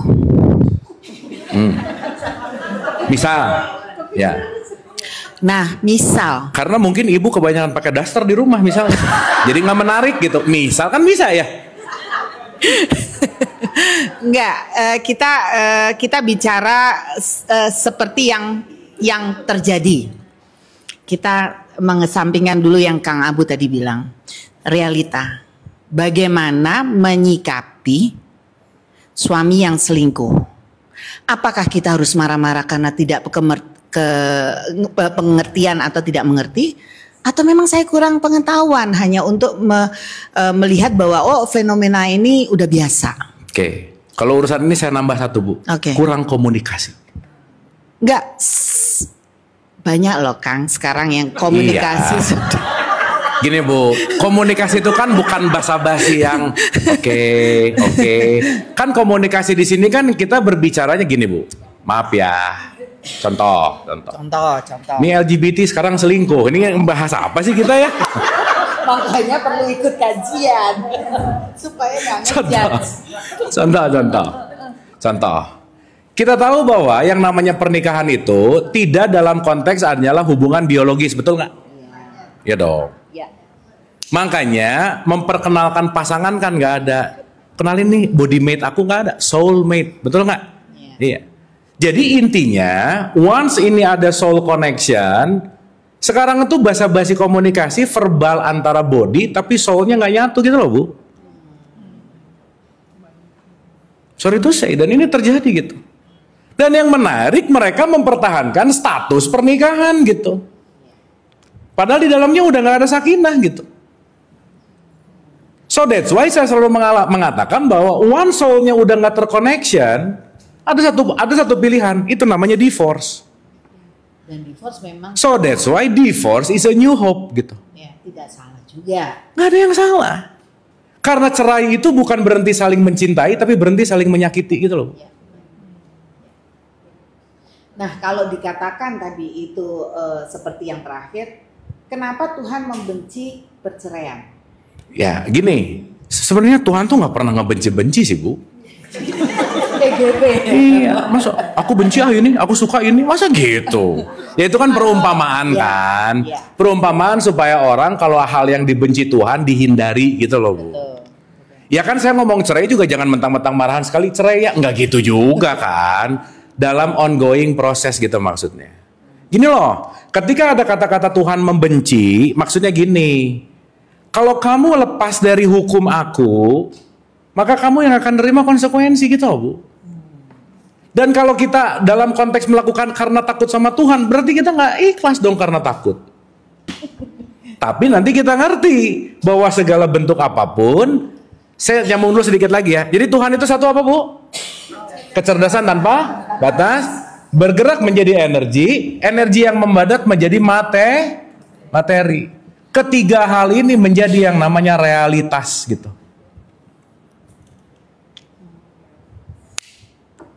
Nanti kita nyambung ke sini. Tadi lagi main spidol ya kita teh ya. Gini, saya ulang. Saya ulang nih. Spidol ini materi bukan? Materi. Tapi materi ini ternyata adalah energi yang memadat. Oke? Berarti tetap energi nggak sebenarnya? Iya. Dan itu semua pasti datang dari Jadi sekarang saya tanya, apa yang ibu-ibu lihat yang bukan energi, ada nggak? Yang bukan kecerdasan, ada nggak? Berarti kalau gitu, make sense ya kalau Al-Baqarah 115 bilang, kemana saja kamu menghadap, kamu ngelihat wajahku. Jadi ibu ngelihat Tuhan di mana-mana nggak? Iya. Ngelihat Allah di mana-mana nggak? That's it. Jadi Allah tuh kadang-kadang bingung mungkin ya sama hamba-hambanya. Saya udah bikin yang kelihatan gampang, lu nyari yang nggak ada lagi gitu loh. Tetapi jangan lupa, kita ini adalah partikel dari bagian besar gitu loh Bu. Paham nggak? Ya. Contoh, ada pohon nih. Di bawahnya akar. Ini batang, sininya ada daun, ada buah. Kalau saya nyebut di bawah namanya apa, Bu? Akar. Akar pohon bukan? Nah. Ini batang pohon bukan? Bagian. Tapi keseluruhan ini namanya apa? Pohon. Paham nggak? Ini oke nggak? Nah. Maka si pohon ini disebut Allah gitu. Bagian-bagiannya itu disebut roh. Maka aku tiupkan roh. So you are part of me. Maka katanya bukan aku ciptakan, bukan tiupkan. Berarti kalau tiupkan senafas nggak? Selesai. Makanya mau LGBT kek, mau Kristen, mau Katolik, mau Hindu, mau Buddha, narik udara nggak? Maka kita disebut menarik satu udara, kita disebut saudara, gitu loh. Nah, emang kalau nggak narik oksigen, narik apa? Narik delman boleh sih. Itu ayah yang kurang sopan sebenarnya ya, ngajak anaknya nakal. Karena naik delman ke kota ya, di kota kan tempat nggak bagus ya. Oke nggak? Iya. Maka ini nggak bisa disebut akar, ini nggak bisa disebut nggak bisa disebut buah. Inoho itu disebut pohon. Oke sampai sini? Oke sampai sini? Iya. Berarti sekarang maaf ya, maaf nih. Setiap creationnya Tuhan, apalagi bukan apalagi sih, kita ngomong manusia. Manusia, berarti dalam semua manusia ada bagiannya Tuhan nggak? Coba perhatikan bagian Tuhan di dalam semua orang, maka kita tidak akan membenci dia. Karena yang kita lihat adalah identitasnya, kita lupa bahwa di dalam dirinya ada dirinya, di dalam diri orang itu ada dirinya juga gitu. Sampai sini oke? Contoh, Bu maaf ya, once saya nggak ngerti ini, maaf. Ada jenderal, ada OB. Kecenderungan yang akan dihormati jenderal atau OB? Berarti yang kita hormati identitasnya atau dirinya? Identitas. Tapi begitu saya sadar bahwa kemana saja hanya wajah Allah, dan saya tahu di dalamnya ada Allah, dan saya tahu di dalamnya ada percikan kasih sayangnya, maka identitas apapun tidak akan pernah merubah apapun untuk saya hormati. Karena kenapa? Di hadapanku hanyalah dia gitu.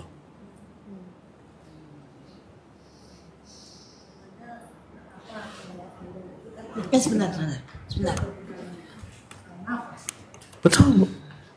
Kita tidur pun napas itu selalu ada. Iya. Iya. Oh. Gitu Bu. Sehingga kalau kita ngerti ini semua, apa sih yang bukan dia gitu? Betul nggak? Contoh. Ini papan tulis jadi banyak tulisan nggak? Kalau ibu-ibu fokus sama tulisannya, ibu-ibu akan lupa sama papan tulisnya, betul nggak? Yes. Sekarang saya nulis Islam. Tulisan bukan? Ada di mana? Kristen, Hindu, Buddha, apapun ini tulisannya tetap ada di sini nggak? Iya. Dan kalau kita sibuk dengan identitas, kita lupa bahwa semua landasan hidupnya, semua tulisan ini ada pada layarnya. Sampai sini oke? Sip. Makanya Quran mengajarkan jadilah rahmatan lil alamin. Kamu ngelihatnya jangan identitas dong gitu. Masa Bu ada orang jatuh, tabrak, mau ditolong. Agamanya apa? Masa begitu? Betul nggak? Mending kalau seagama Islam. Oh seagama NU Muhammadiyah. Pusing. Nggak segolongan. Keburu mati Bu. Betul nggak? Maka concernnya tidak terletak pada identity, tapi terletak pada diri. Sampai sini oke? Berarti aku bersaksi tidak ada identitas kecuali hanya dia. Ilah adalah identitas, Allah adalah dirinya. Contoh. Aqua, amidis, le minerale, ron 88. Identitas bukan? Ya, isinya semua apa? Ya udah. Disatuin ke dalam baskom gede nih. Kan begitu dimasukin itu nggak mau nyatu sama yang sebelah situ, nggak bisa, orang udah jadi air. Betul nggak? Terus udah disatuin, dibalikin lagi ke gelas, ke botol-botol yang tadi isinya itu juga nggak? Jadi kalau sekarang masih ribut urusan merek, berarti belum kenal diri aja. Tapi sayangnya mayoritas sih gitu. Dan yang menarik yang kenal diri emang nggak banyak juga sih. Kenapa Bu? Ya nggak kenapa sih Bu. Sistemiknya begitu. Kan kita punya, sebenarnya bukan nggak banyak sih, yin yang Bu. Seimbang. Cuman saya ngomong nggak banyak tuh di sini aja sih. Iya. Ya Bu ya. Nah, karena kalau ngomongin IQ aja Bu, wah udah deh. Negara Islam yang paling terbesar, tapi IQ-nya 78,4, yaitu Indonesia gitu. Jadi religiositasnya oke, tapi spiritualitasnya nggak oke gitu. Sok nanti Desember, pertanyaannya sama, boleh nggak ngucapin Natal? Jadi ribut coba. Situ lagi. Tapi anyway, ini bukan jadi pesimis, bukan. Semoga 2045 bukan Indonesia cemas, tapi Indonesia emas. Dari mana? Kita mulai dari diri kita gitu. Clear? Oke? Nah, secara esensi 1129 ya. Ini sampai sini oke nggak? Oke? Nah sekarang saya tanya. Berarti kalau kita disuruh sholat, disuruh ngapain? Mengingat diri. Bukan ingat identitas. Sementara atribut identitas sibuk gak tiap hari? Iya. Bu, kalau udah ngerti ini kita tahu dong kita datang dari Allah, betul nggak? Siapapun, betul nggak? Berarti ada nggak yang nggak datang dari Allah? Nggak ada. Karena sumbernya sama, satu, tunggal.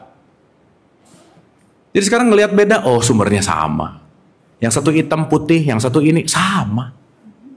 Jadi artinya apa? Jangan berantem di identitas, karena identitas ini nanti disebut ilah namanya. Pernah nggak dengar? La ilah, tidak ada identitas kecuali realitas. Dan realitas itu kembali kepada diri gitu. Sampai sini oke? Sampai sini oke? Pertanyaan. Gimana cara ngelepasin identitas? Mengenal diri. Pasti. Gimana cara melepaskan identitas? Identitas kan melekat banget, betul nggak? Iya. Sekarang ibu kalau dipanggil namanya, noleh nggak?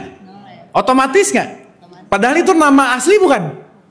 Bukan. Pemberian. Itu diri kita bukan? Bukan. Yang melekat kepada aku. Maka ingatlah aku ketika aku belum dikasih identitas apapun. Paham gak nih? Jadi ingat diri sendiri dong. Pasti. Diri yang tanpa embel-embel identitas. Ayo. Jadi bukan ingat Allah. Kan kalau udah mulai ingat aku bagian dari Allah bukan Bu? Otomatis nggak? Pasti. Sekarang ibu ingat Allah. Aku dua. Kenapa? Aku satu, aku dua. Kalau aku duanya diingat, aku satu terkoneksi. Fix. Jadi Bu maaf ya, ingat Allah tuh bukan Allah, bukan. Ya itu bagus juga sih, tapi bukan itu poinnya. Dapat gak nih? Jadi sholat itu ingatlah aku dan dirikanlah sholat untuk mengingat aku. Aku yang mana? Diriku. Diriku yang tanpa embel-embel identitas. Makanya di masjid kalau mau masuk masjid ada batas suci. Maksudnya apa sih? Tinggalkan identitasmu di luar karena udah di dalam. Bukan, iya sih, benar. Ya sepatu juga dilepas aja sih, jangan, hati-hati ya. Ini kan suka ada yang sensi juga, kok pakai sepatu sih gitu. Bu, maaf ya, kalau sholat Jumat ya, mau jenderal mau kopral, kalau jenderal terlambat di saf belakang nggak? Bisa nggak kepalanya jenderal ada di kaki kopralnya? Jadi di dalam yang namanya batas suci, there is no identity di situ. Makanya umroh, haji pasti pakai baju ihram, betul nggak? Mau jenderal ke, mau CEO, udah sama aja. Kenapa? Karena hal yang akan membuat keribetan hidup ketika kita menuhankan identitas. Oke nggak sampai sini? Jadi sholat itu memang untuk mengingat diri sebenarnya. Yes.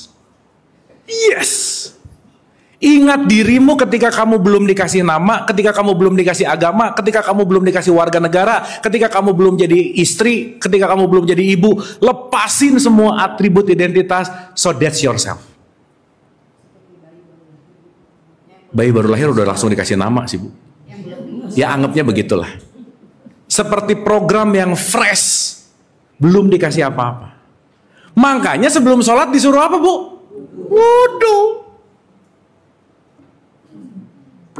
Kan udah bukan cek, bukan itu poinnya. Karena semua identitas akan melekat dari apa yang kita dengar, apa yang kita lihat, apa yang kita pikir, apa yang kita ucapkan, apa yang kita messagekan, apa yang kita langkahkan. Jaga itu, maka kamu akan selamat. Sok ibu-ibu maaf ya, wudu ngebasuh punggung nggak? Kenapa? Nggak nyampe, benar. Susah. Karena itu bukan software kita. Software kita itu pendengaran, penglihatan, hati, lidah, tangan, kaki, kulit. 7 nih.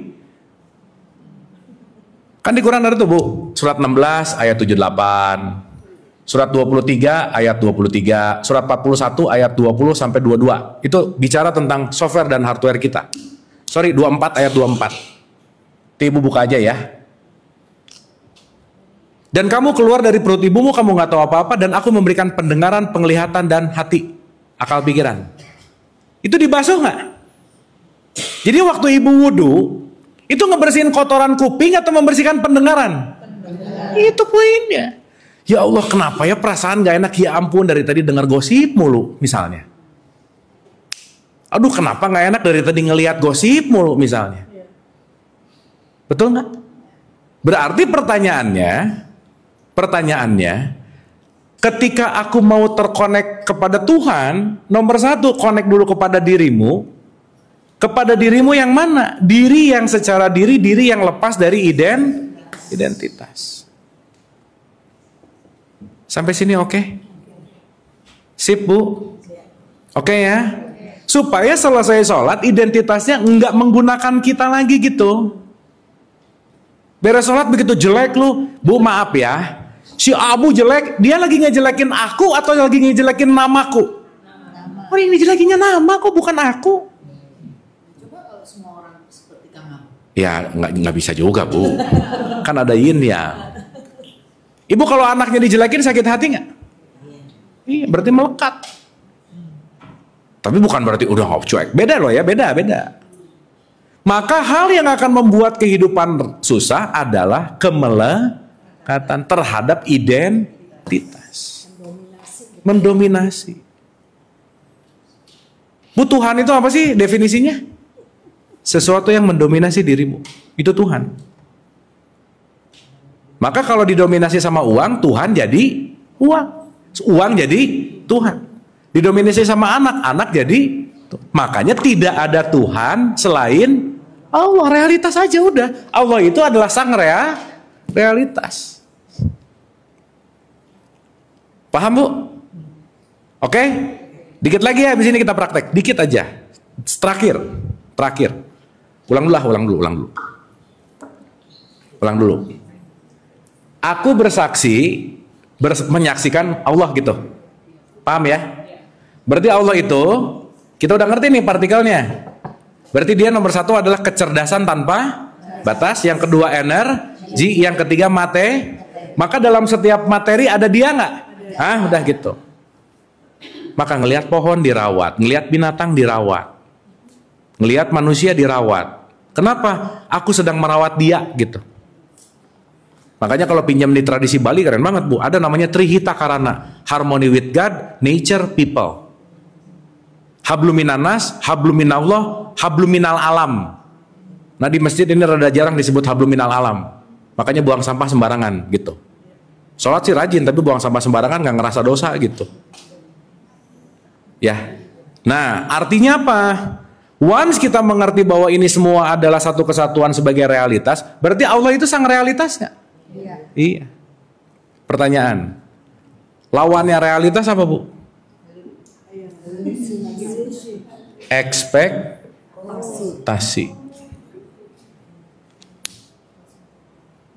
Jadi semua ribet-ribet dalam hidup karena kenapa? Ekspektasiku melebihi realitas. Nah, sholat supaya ekspektasinya sama dengan realitas. Jadi untuk sholat itu luas Bu. Maka perlu latihan yang 5 kali. Jadi Bu maaf ya, rajin sholat 5 waktu itu belum prestasi di hadapan Tuhan Bu. Karena selesai sholat jadi orang pelit lagi nggak gitu. Selesai sholat maafin orang nggak gitu. Kalau sebelum sholat ngegosip, habis sholat ngegosip, sholatnya sadar apa mabuk? Janganlah kamu sholat dalam keadaan mabuk. Paham? Dapat? Oke? Terakhir ya. Berarti kalau gitu, saya berlatih sholat untuk apa? Supaya ekspektasiku tidak melampaui realitas. Selesai. Jadi kalau tadi ada ngomong menyembah Allah, kita simpelin aja. Nyembah Allah, nyembah apa sih? Menyatu dengan realitas. Selesai. Itu bukti kita menjadi hamba. Contoh. Ada orang mau dagang Bu. Besok mau dagang. Ekspektasinya pengen laku 100. Ini apa Bu? Ekspektasi. Udah disiapin bla bla bla bla bla bla bla. Besok begitu buka lapak di pasar, lakunya 10. Menurut ibu-ibu orang ini kecewa atau bahagia? Atau gini lah, kalau ini yang terjadi sama ibu-ibu, kecewa atau bahagia? Berarti sesaat ibu kecewa, ibu lagi tertutup oleh realitas, betul nggak? Berarti tidak menerima realitas. Nah, kalau pengennya 100, besok 10, begitu 10, terima kasih, itulah Islam namanya. Aku berserah kepada realitas, berapapun hasilnya, I'm fine. Berarti kalau begitu 10, ya itu lagi jadi orang kafir namanya. Kafir itu tertutup. Artinya apa? Realitas tertutup oleh ekspektasi. Jadi sempit pasti. Sampai sini oke? Sip ya? Jadi pada akhirnya PR kita semua tidak bisa tidak hanya bersimpuh kepada realitas. Titik.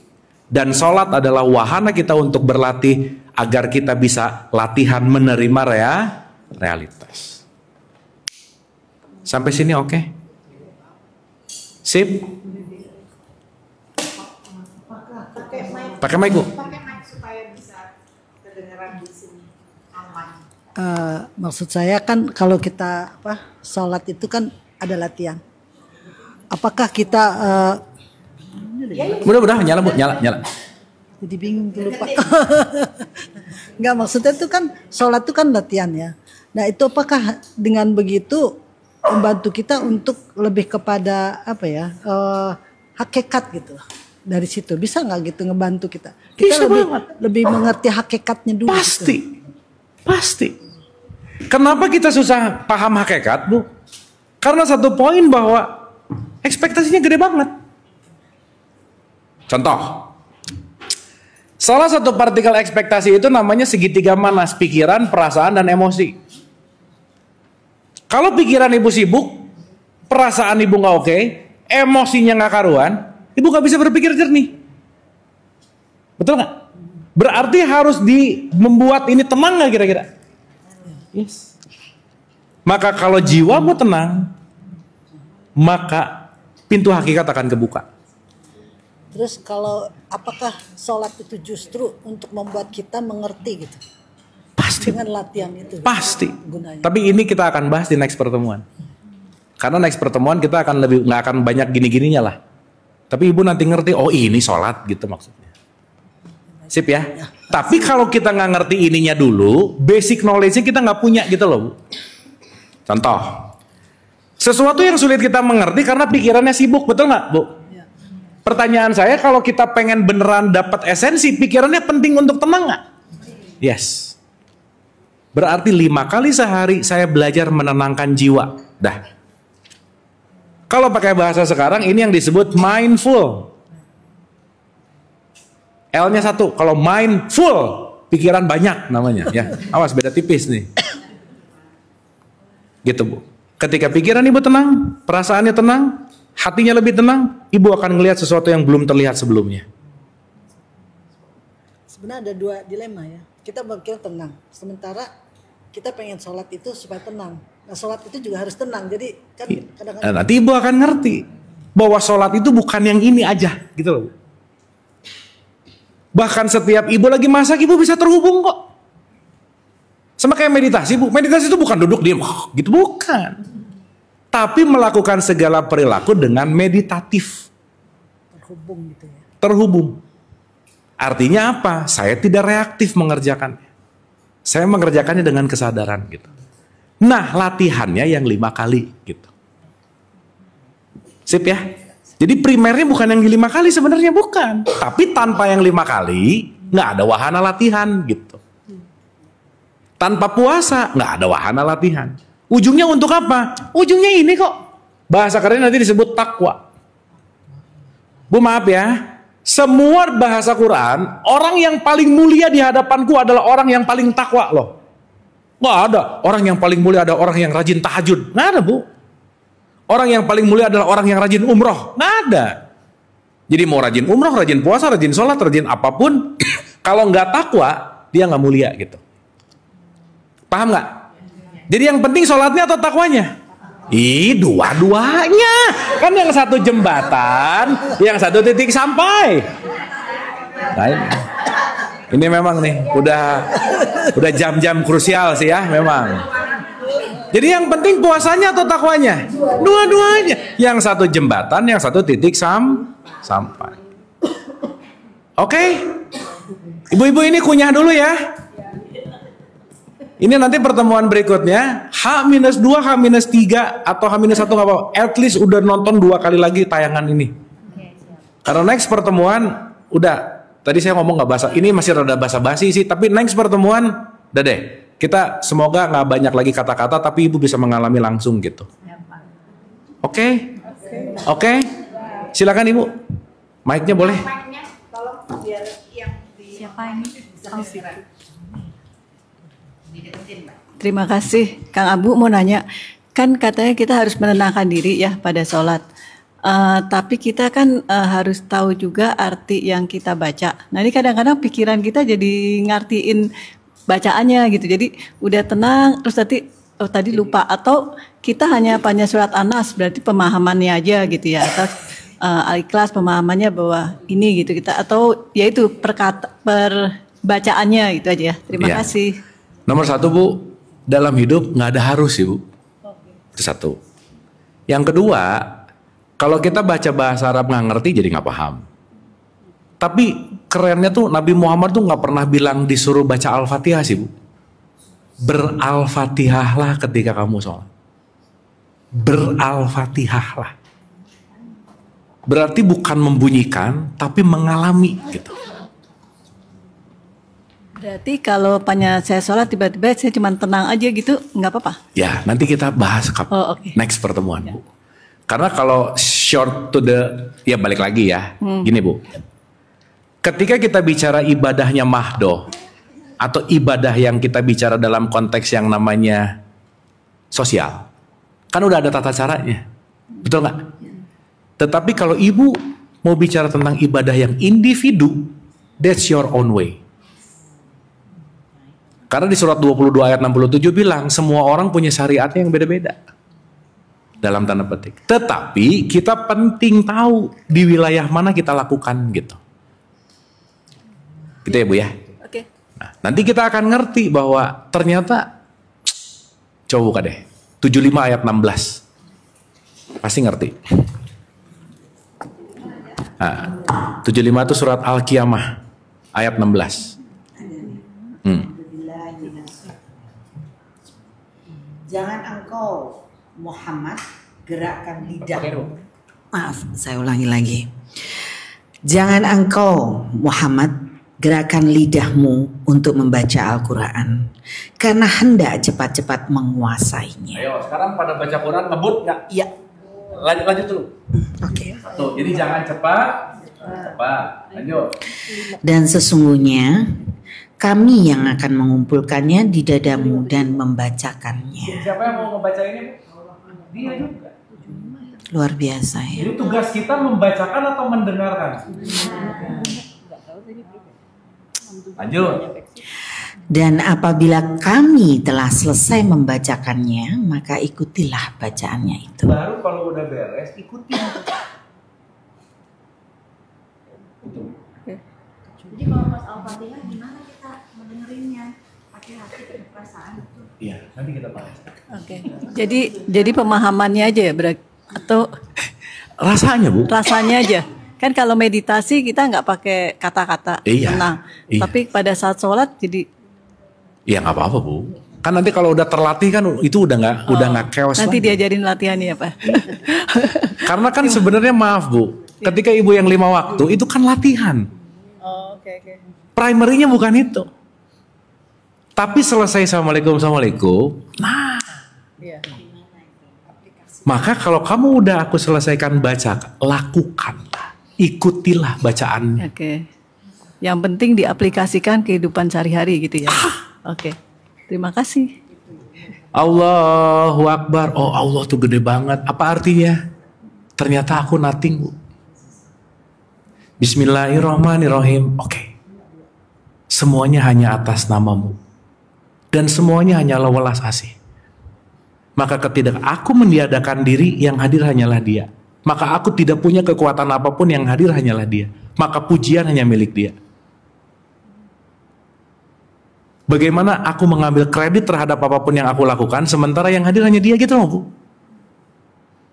Kan kalau kita ada di feel itu, di level meditatif itu, gimana kita mau ngejelekin orang coba, Bu? Diulang lagi. Ar-Rahmanir-Rahim. Maliki Yaumiddin. Di mana Dia bukan rajanya kasih sayang, tetapi kasih sayang yang meraja gitu. Yang concernnya nggak mungkin orang ketika dia bernyatu dengan Dia, nggak mungkin lah. Kita nggak bisa salam kanan salam kiri, itu nggak mungkin. Baru di situ ihdinas siratal mustaqim, baru dan seterusnya gitu. Nah kan ini bukan kata-kata yang Bismillahirrahmanirrahim, Alhamdulillah, kan bukan itu sebetulnya, Bu. Gitu. Tetapi karena ini diplatformkan dalam ibadah yang sosial, ya dipakai aja. Paham ya, Bu ya? Artinya, kan sebetulnya yang paling esensi di sholat itu Al-Fatihah loh, Bu. Bacaan pendek itu kan sunnah. Karena begitu Allah, satu, saya menutup, yang saya buka hanyalah hatiku. Maka Al-Fatihah itu membuka ini sebenarnya. Dan ketika saya terbuka ini, Bu, sebenarnya udah gak ada lagi sesuatu yang bisa diucapkan sih. Orang dia yang ngomong bentuknya apa? Gelombang. Nah, maka terhubung nanti gitu. Maka ada di level rasa pada saat itu. Iya. Jadi yang tadi Allah akan ikuti bacaannya itu berarti lebih kepada setelah sholat kamu actionnya apa?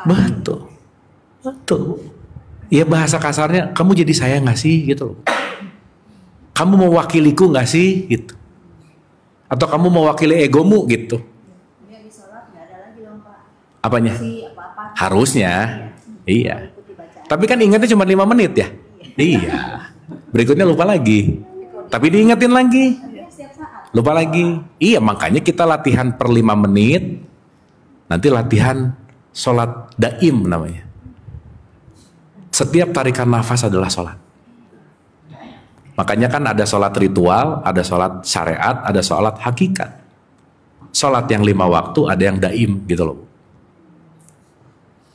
Makanya di Quran tuh kan ngomong gini, emang kamu jangan menyangka ya, si sayap burung terbang itu sholatnya dia sama Tuhan.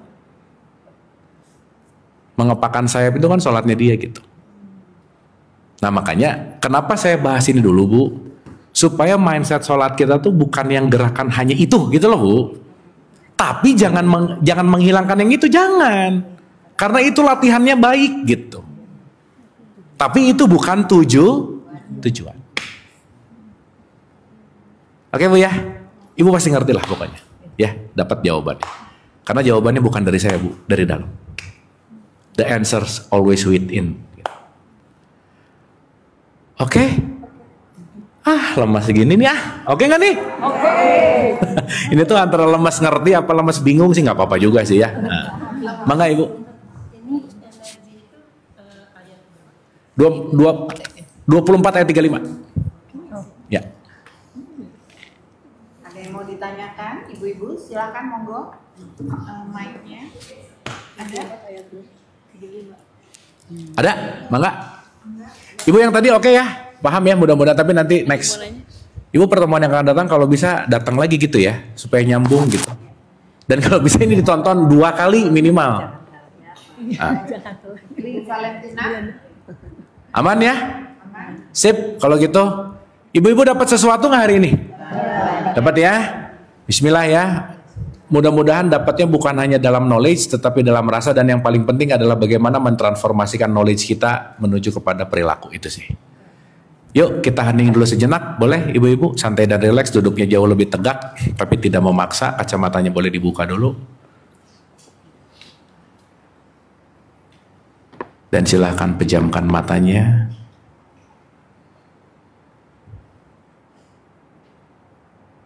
Dan biarkan pendengaran kita mendengarkan apa yang dia mau.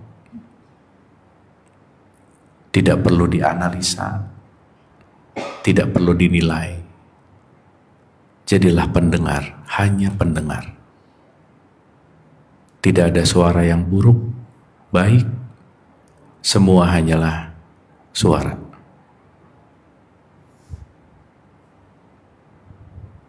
Santai dan rileks.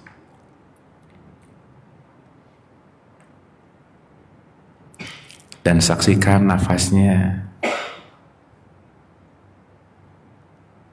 Dan sadari bahwa aku tidak menafaskan diriku. Dia hadir dengan aku sadar, tanpa aku sadar, nafas akan selalu hadir.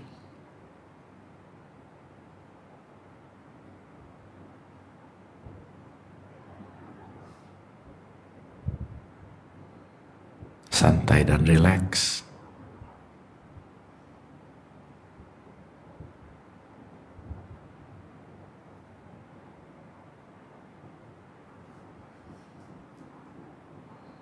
Hening dan temukan sesuatu dalam keheningan.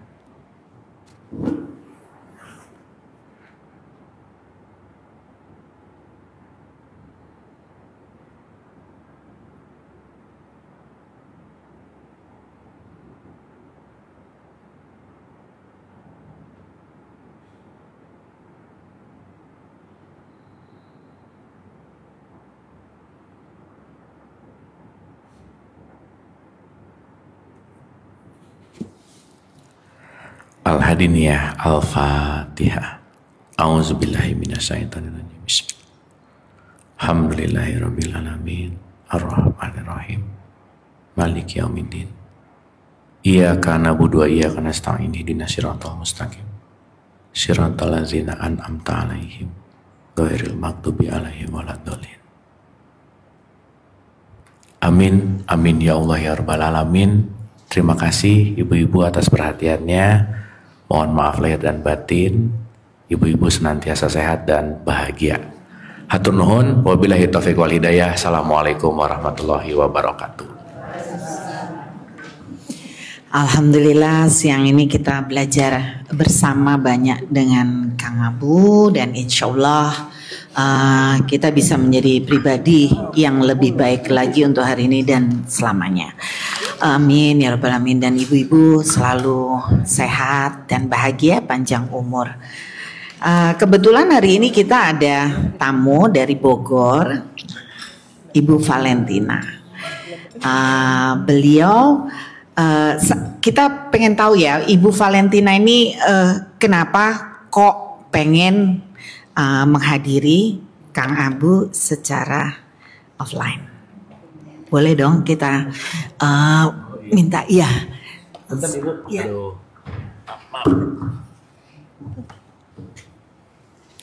Saya Valentina Indrajati, saya adalah seorang herbalis. Perjalanan saya kalau diceritakan sangat panjang sebetulnya. Dari belasan tahun yang lalu, saya ada keinginan mencari. Artinya yang belum saya dapatkan tuh dari Muslim. Jadi saya melihat, saya seorang Katolik, saya belajar tentang Sang Buddha, Abhidhamma dan lain sebagainya. Saya belajar Hindu, saya juga belajar yang lainnya, tapi saya tidak menemukan di Islam ini yang mencerahkan. Sehingga saya pada saat dulu masih muda, saya selalu bilang, tolong dong saya ingin bertemu dengan Ustadz ini, Ustadz itu. Tetapi ketika saya pulang, tidak ada yang saya dapat. Kemudian waktu itu COVID, di mana saya harus berada di dalam terus rumah. Kemudian juga suami saya baru saja meninggal, sehingga saya artinya apa sih yang harus saya terus pelajari di dalam rumah, walaupun pasien-pasien online tetap ada. Salah satunya saya menemukan anak muda yang hebat ini.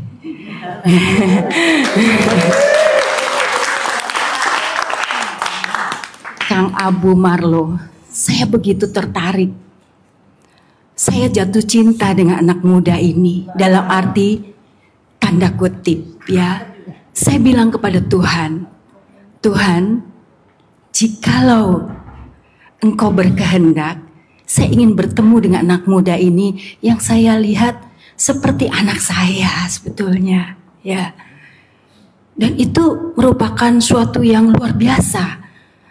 Bukan hanya Kang Abu, saya juga menemukan yaitu Bapak Buya Sakur, ya Bapak Mustika. Tapi saya melihat ini anak muda, jarang sekali anak muda yang mempunyai apa artinya diberikan pencerahan sedemikian mudah, ya. Dan ini buat saya suatu,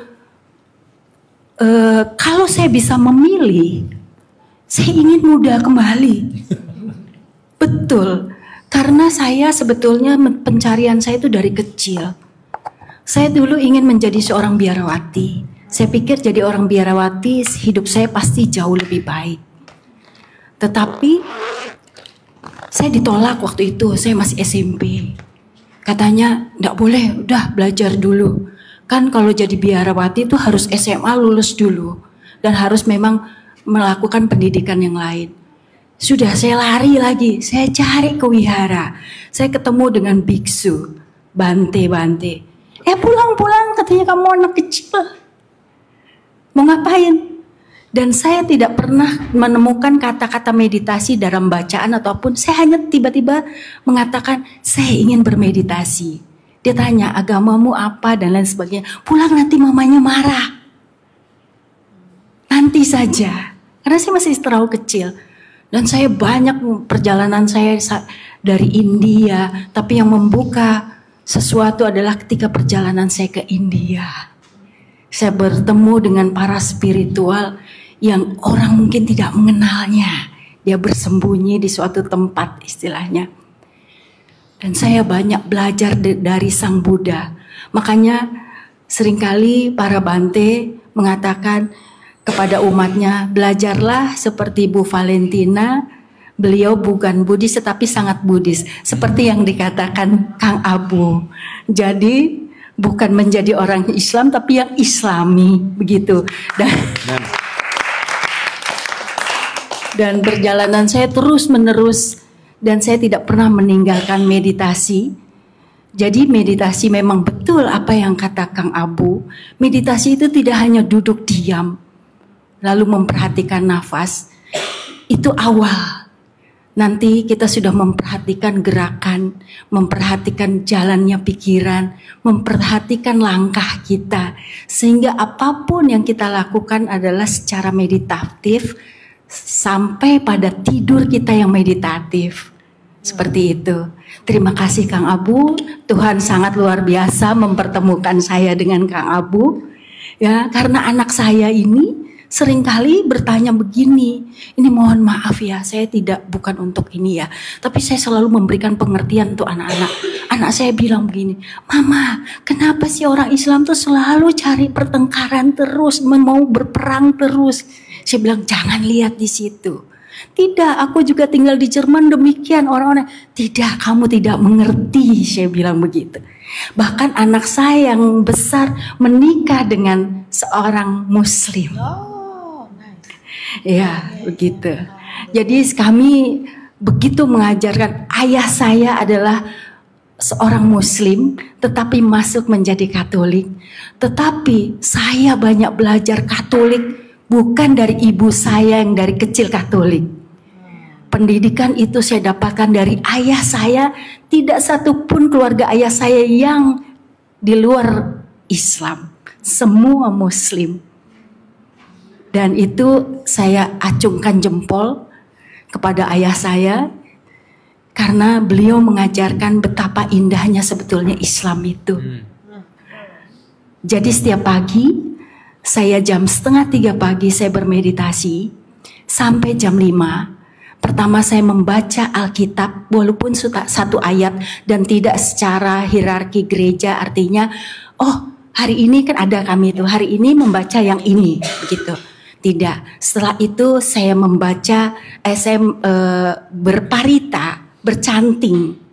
Bukan arti saya tidak fokus dengan agama saya.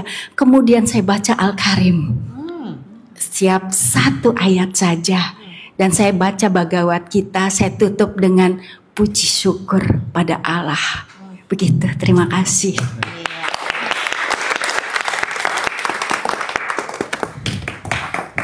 Wah, hebat sekali Bu Valentina, terima kasih sharingnya.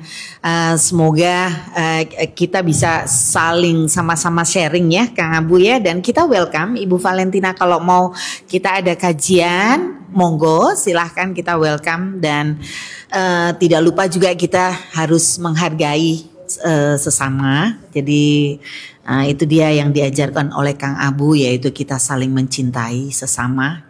Kita harus saling menerima kekurangan dan kelebihan dari sesama. Gitu. Terima kasih loh kedatangannya. Terima kasih Kang Abu. Kang Abu amat sangat menginspiring Bu Valentina loh. Dan beliau ini benar-benar cari waktu untuk kapan nih Kang Abu ada kajian dan beliau datang. Mungkin nanti sesudahnya bisa kontak-kontak dengan Kang Abu. Oke, ibu-ibu yang dimuliakan Allah Subhanahu wa taala, kita akhiri kajian kita ini dengan bacaan Alhamdulillahirabbil alamin. Assalamualaikum warahmatullahi wabarakatuh.